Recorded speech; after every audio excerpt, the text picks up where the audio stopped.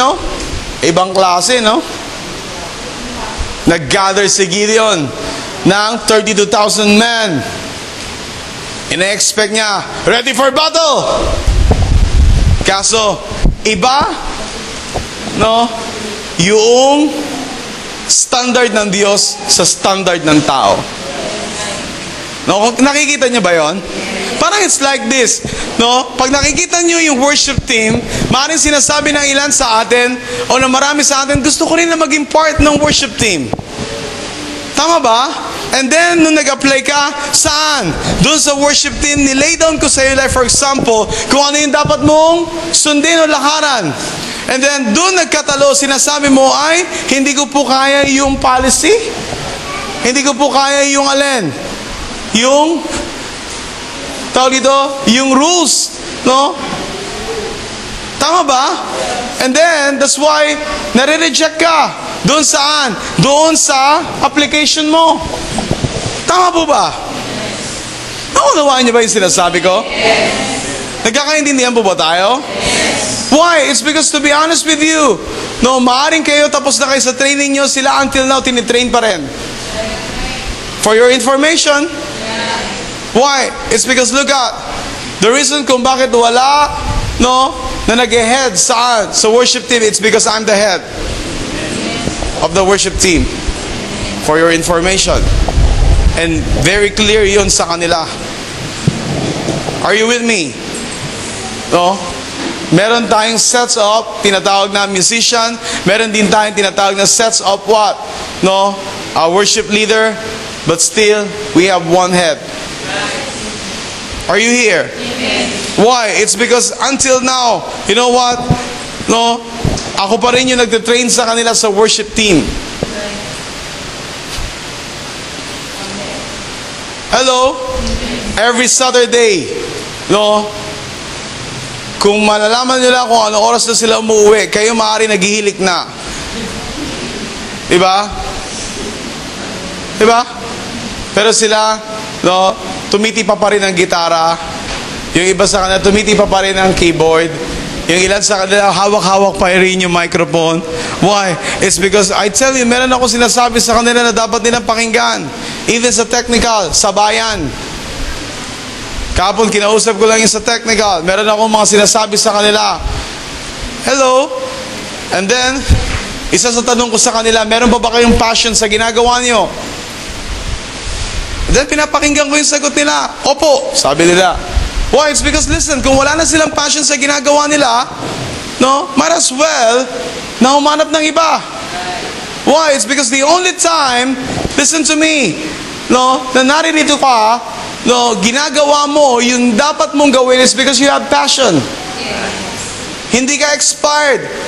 Inspired ka sa ginagawa mo.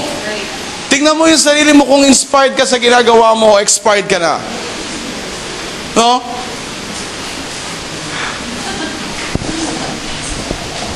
Parang this week, naka-encounter ako. Nandito sa bahay. Sabi nga nun, pagdating namin ni Pastora, oh, anong ginagawa mo dyan? Wala po. Kumain ka na? Ayoko po kumain. No? Oh, mag-asikaso ka na. Hindi kumikibo. Anong gusto mo gawin? Gusto ko na po umuwi. Oh, go, pack. Pack your things. Walang dalawang usapan. I tell you, no, hindi ako makikiusap sa'yo. Why?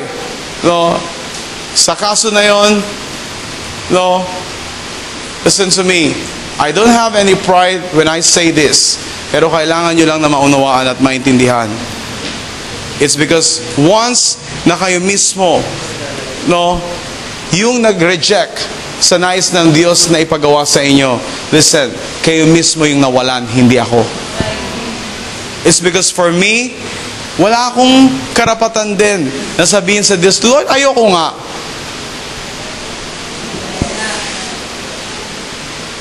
Hello? Ayoko nga. E magagawa ka ba pag ayoko? I tell you, bukas makalawa, headline, pastor, patay na. No? Why? It's because, listen, wala tayong karapatan na gawin yung bagay na yon. Tama ba? Nagkakaunawaan ba tayo? No? I'm not saying na, alam mo yung kikitilin ng Diyos yung buhay ko. Maybe on that part, I'm joking. No? Pero ang sinasabi ko lang, isa lang, malinaw, wala tayong karapatan na i-delay at hindi gawin at tapusin kung ano man yung nais ng Diyos na ipagawa sa atin. Kung tingin natin na tayo ay kapartner ng Diyos, gawin natin yung nararapat. Malinaw ba sa atin? Kasi ang totoo, pribilehiyo lang yun sa atin.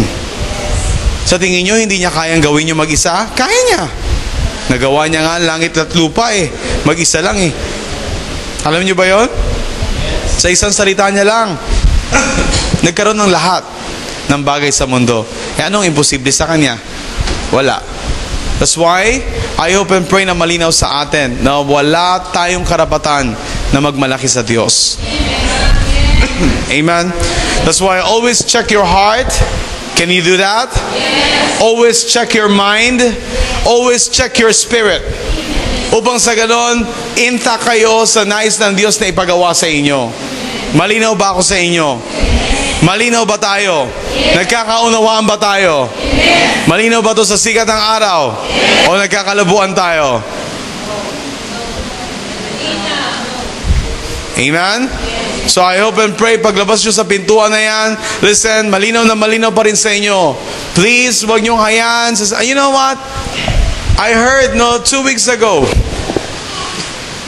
mula sa, alam niyo yun, tawag dito, from the main church. Narinig ko din, 2 weeks ago. In fact, sinabi rin ni Pastor Jingle na nagalit siya one time sa main church, I think 2 weeks ago, before itong kahapon. You know why? It's because a lot of members sa church o sa main church, alam mo yun, tipong ini-ignore sila, and to the point na pag meron silang sinasabi, hindi sila pinapakinggan. Bakit? Matitigas na ang ulo. Tama? Why? It's because some of them matatanda na walang pinagkatandaan. I can say this. And please, don't do that. Sa totoo lang. To be honest with you, alam ko at nakakarating din sa akin yon. That's why, nung nagalit si Pastor, akala nyo, hindi marunong magalit? Si Pastor Abraham? Diba? Nung nagalit yung tao, yung nagalit si Pastor, then, tupian sila lahat. Why? It's because, can you imagine? Parang, sabi nila sa amin, parang kami pa yung nakikiusap sa kanila. Saan? Doon sa isang, doon sa isang seminar. Like for example, yung CCAP. Yun yung continuation ng family cell, o peace family cell. Alam niyo yun? Diba alam niyo yun? Some of you hindi nyo alam? So alam niyo ba yon yung Peace Family Cell? Okay, good. So continuation yon, and magkakaroon din tayo nun by God's grace maybe in October. Amen. CCAP. Amen. So one Saturday, ipaplat natin, ayusin natin ng mga leaders, i-schedule, and then one Saturday, in-expect ko 100% naririto kayo. Is that okay? Isasabihin namin in advance para yung may mga trabaho ng Saturday makapag-leave kayo. Okay ba yon? Okay ba yon? Maybe on next Sunday, malalaman nyo na kung kailan yung schedule. Is that clear? One Saturday, mag-i-start tayo maybe na 9:30 dito sa church. Upang sa ganon, yung ilan sa inyo na meron kayong business sa umaga, makahabol kayo ng 9:30. Tama po ba? Tama po ba? Okay po ba yon? So, and yung ilan sa inyo na pauwi pa lang ng oras na yun, makahabol din kayo dito. Amen. So, kaya ba yon 9:30? Amen? Maybe last Saturday ng October. Okay po? Ano yung last, pakicheck nga yung calendar nyo. Wala ba tayong tatamaan ng schedule? Wala po. Kasi last na po yung 23. Last Saturday, wala. Siguro i-plot na natin. Last Saturday ng October, Okay? Tawag dito, meron tayong sikap seminar. Amen? Ha? October 29? October 29. Sulat nyo na. Huwag nyo isulat sa ere, ha? Sulat nyo sa notebook. Siguraduhin nyo pag nagsulat kayo may tinta. Ha? Ha? 29. October 29, that is Saturday. No, 9:30 sikap. Doon nyo malalaman yung ibig sabihin ng sikap. Okay? Sikap seminar. Sino yung ating tawag dito? Speaker? Pastor Jingle. And I believe, syempre, pag nandoon yung asawa, nandoon din yung kabiyak. Hello? So be ready. Diba?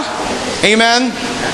So is it okay kung magkakaroon tayo ng contribution or potluck na lang para at least matreat naman natin sila sa lunch nila? Okay ba yon? Okay ba yun sa atin?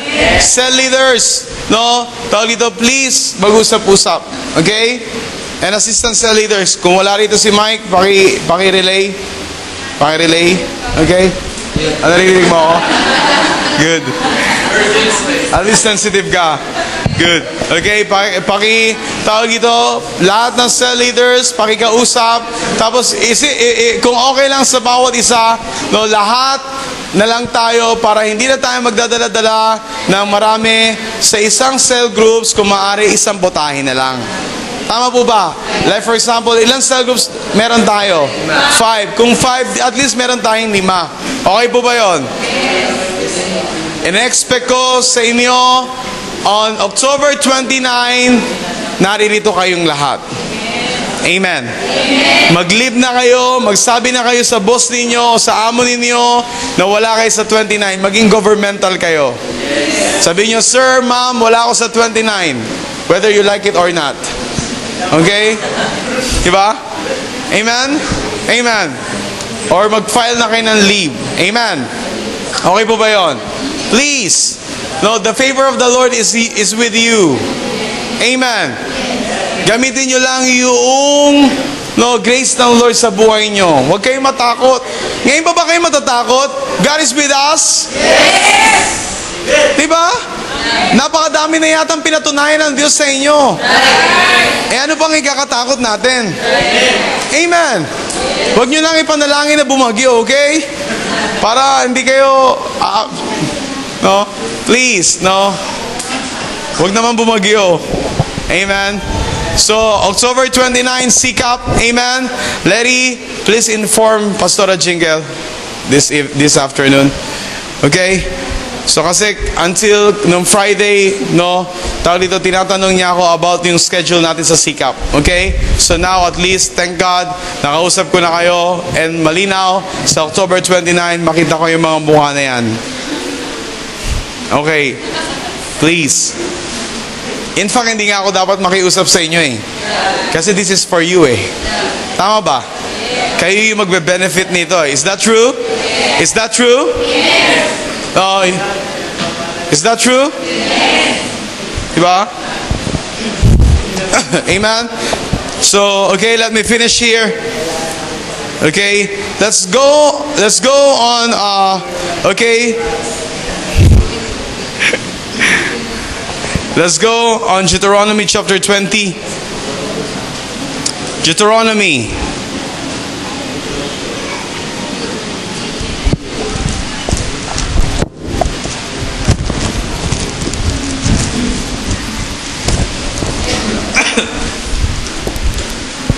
In Deuteronomy chapter 20, no? This is the supporting verse here on verse 3. Sabi siya, sabi mo sa kanila na lahat ng natatakot ay maaari nang umuwi. Nang sabi nito ni Gideon, umuwi ang 22,000, ang natira ay 10,000 lamang. Here on verse 20, verse 1, up to verse 8, look at here. Sabi rito, kung kayo'y makikipagdigma, huwag kayong matatakot kahit na mas malaki ang hukbong kalaban ninyo. at mas marami ang kanilang kabayo at karawahe pagkat kasama ninyo si Yahweh, ang Diyos na nag-alis sa inyo sa Ehipto. Can you imagine this word? Amen? Listen to me. If you remember in the book of Judges, chapter 7, you know what? No, sinabi ng Diyos kay Gideon, no, na pumili ka ng mga tao para saan? Para makipagdigma. Is that true? That's why nakapag-collect siya ng 32,000. Kaso sinabi ng Diyos, okay? No? Masyado malaki. Baka hindi ma-recognize na ako ang tumulong sa inyo. Tama ba? Sabi mo, lahat ng takot, umuwi. Diba? Lahat ng takot, umuwi. That's why, umuwi nga yung ilan? 22,000. Ang natira, 10,000. Can you imagine? Gideon is a great gatherer. Tama ba? Sometimes, ito yung ginagawa ng mga churches. No? A lot of churches now is a great gatherer. No? Pero ang Diyos, hindi siya ganon. Tama po ba? No? In fact, mas konti, no? Pero solido, kaysa niya, okay yun para sa kanya. Are you here? I'm not saying na hindi dinidesire ng puso natin na tayo ay lumago. Kung yun ang kalooban ng Diyos, why not? Pero meron tinatawag na quality. Hindi lang puro quantity. It's because ang problema sa quantity, numbers lang yun. Pero once na yan ay sinuong mo, saan? Sa isang trabaho na ipinapagawa ng Diyos sa atin, makikita mo na unti-unti nagdi-decrease yan. And look at, hindi yun ang ina-expect ng Diyos sa atin. Are you here? Amen? Amen? Please, I know, no, nawala na sa inyo rito yung alin. Yung iniintay nyo lang na matapos ako. Please don't do that. Okay? It's because one of the reasons kung bakit nagalit, sino? Especially my spiritual father, I think 2 weeks ago, na nakarating sa akin, it's because isa sa dahilan, no, naiinip na yung mga tao. Why? It's because on that day or on that Sunday, no, nag-extend siya, no, for how many minutes? Yung service nila, like for example, until 12, kaso umabot siya para until 12:45, something like that. Can you imagine that? No? Kayo, no, alam nyo na, alauna tayo nagtatapos. That's why wala kayong karapatan mag-react. Amen? Kung lumagpas man tayo doon, still, be thankful to God. Kung gutuman kayo, yung laman nyo lang ang gutom. Amen. Pero yung spirito nyo, hindi nyo alam kung ano yung ginagawa ng Diyos. That's why magpasalamat kayo sa Panginoon. Amen. In fact, isang beses lang yung sa isang linggo na nagugutuman kayo. Tama ba? Tama ba? Diretsahan. Amen? Why? It's because, listen, here, no, this is our training ground. Hello? Yes. Sabi ko, ito yung ating training ground. Pag sinabi natin, ito yung ating training ground, anong ibig ko sabihin? Ibig sabihin, ang bawat isa sa atin ay tinitrained. Whether leader ka, nasa mentoring ka, or disciple ka, o member ka ng church, ang lahat ay tinitrain. Amen. Even ako, tinitrain ako ng Panginoon. Tama po ba? That's why walang exempted sa atin. That's why magpa-train lang tayo na magpa-train. Can you imagine? You know what? Can you imagine this? Merong problema ngayon ang church. Malaki. Gusto niyo malaman? Nagulat kayong lahat. Nanahimik kayo. Diba? Gusto niyo malaman yung problema ng church? Kulang tayo sa leaders. Why? It's because maraming mga kaluluwa ngayon na nagre-response. Look at, hindi pa tayo nagsisimula. Saan? Doon sa mga lugar na inaay natin, na pupuntahan natin. But I heard last night lang, tawag dito, sa area ni Joe, ilang family yun? 4? Ilan nga? 3 pamilya. Yung tawag dito, nag-open na sa kanila ng cell groups. And then like kila Ninang Presi, meron din sa kanila. Amen? Na pamilya po. Tama po ba? No? And then kila Casey naman, meron din sa inyo, right? No? No? So that's why continuous yung visitation. In fact, ngayon, masyado na silang hectic sa schedule nila. No, sila Casey. And then I heard ganun din sa inyo. Tama po ba? So like sa cell groups nila Michael, especially Sister Rose now, and then Brother Ray, tawag dito, meron silang hinahandle dun sa, tawag dito sa subdivision namin na isang cell groups. Amen? So by God's grace, then makikita ninyo, no, kung paano kumilos ng Lord and kung paano tawag dito mag-materialize ng lahat ng ipinapanalangin natin by God's grace. Amen. Listen, hindi tayo after dun sa numbers lang. After tayo dun sa mabago yung mga tao. Let me tell you this. No? You know what? Once na umarap ako sa Panginoon, hindi tatanungin ng Diyos kung gaano kalaki yung church ng building nyo. Once na umarap ako sa Diyos, pagdating ng panahon, hindi tatanungin ng Diyos gaano karami yung umaattend sa church na pinagpastoran mo. Isa lang ang tatanungin ng Diyos, are you ready for this? I said, are you ready for this? Isa lang, ano yun? Ilang buhay ang nabago? Saan? Sa pinagpastoran mo. I tell you, that's why kung meron man dapat tayo na dinidesire, listen to me, once na binigyan tayo ng Lord ng opportunity na makapag-handle ng isang cell group o ng mga kaluluwa, isa lang yung desire ng puso natin, ano yun? Na mabago ang buhay ng taong ito, hindi lang ma-convert into Christianity. It's because once na ang naging mentalidad, nag-change lang siya ng religion, still, problema pa rin yun. Para ma-address ang problema, una, dapat makita mo na meron totoong changes or transformation sa puso't isipan ng isang tao. I tell you, ang problema ngayon sa maraming simbahan, puno ang simbahan, puno ang iba't ibang mga Kristiyanong simbahan.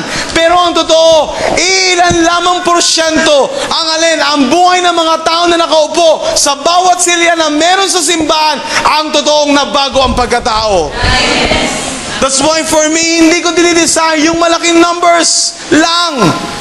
Kung meron man akong pinaka-dinidesire, una sa lahat, sino man yung ipinagkatiwala ng Diyos na kaluluwa sa akin, isa lang yung makita ko ano yun, meron totoong pagbabago at transformasyon sa pagkatao ng bawat isa sa inyo. It's because hindi tatanungin ng Diyos kung gaano kalaki ang church mo, gaano karami ang members mo. Isa lang ang tatanungin ng Diyos pagdating ng panahon, ilang buhay ang nabago? Are you willing to take the responsibility?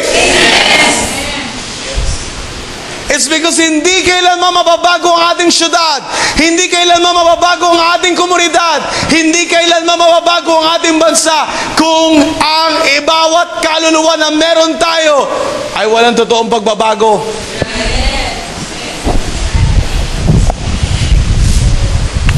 That's why yung kinikwento ko like kay Alnina and Maggie na na-experience namin, no? To be honest with you, katabi lang ng bahay ko yun. But when we go dun sa office nila mismo, no? To be honest, hindi ako nagdalawang isip na ano yun? Nasabihin dun mismo sa boss niya yung ginagawang korupsyon ng ahente niya. I tell you, kung meron man isang bagay na dapat kamungian natin pare-pareho, ano yun? Kasalanan. Yes. Hindi madidil ang anumang korupsyon na meron sa ating paligid. Kung ang mga anak ng Diyos na nagsasabi sila'y anak ng Diyos, hindi magsisimulang manindigan. That's why naging anak ka ng Diyos dahil alam mo ang katotohanan. Kaya mo alam ang katotohanan na inaasahan ng Diyos na ikaw na nandiyan dyan sa area mo, sa iyong subdivision, inilagay ka ng Diyos sa iyong lugar. Para saan? Para magpasimula ng isang bago. Isang bagong bagay. And by God's grace, once na dumating yung bagay na yon, listen, whether you like it or not, babanggain mo yon. Yung merong bulok na sistema doon sa isang lugar. And once na binangga mo yon, I tell you, hindi ka dapat ang masaktan. Maaring may mga tao na mamumungi sa'yo, but it's okay. Maaring lahat ng kapitbahay mo mamungi sa'yo. Huwag lang ang Diyos na pumili sa'yo. Why? It's because ang Diyos ang dahilan kung bakit ikaw at ako ay nabubuhay. I don't know. No? Kung meron man magalit, fine. Sa akin, sa ginawa ko. And I know na meron.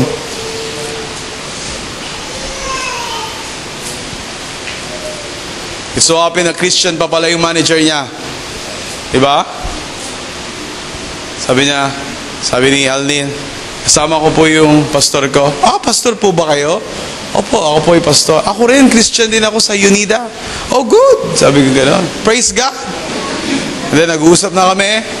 And then, after that, nakapagpalagayan na kami ng loob. Tapos na yung unang business namin kay Alnin. And then, yung second round namin, okay, meron po sana akong gusto sabihin sa inyo. Ano yun? Tungkol doon sa ahente nyo. Sinabi ko na, okay, ganito ang problema. No?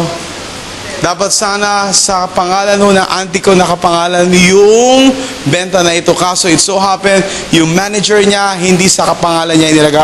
Ganun ba? Sabi niya, okay, pastor, wag na kayo maging bad man. Sabi niya gano'n, hayaan mong ako na lang ang magalit, wag na kayo. Sabi, tama? No? Hayaan niyo ako na lang ang magalit, wag na kayo. Sabi ko, okay, thank you. Amen?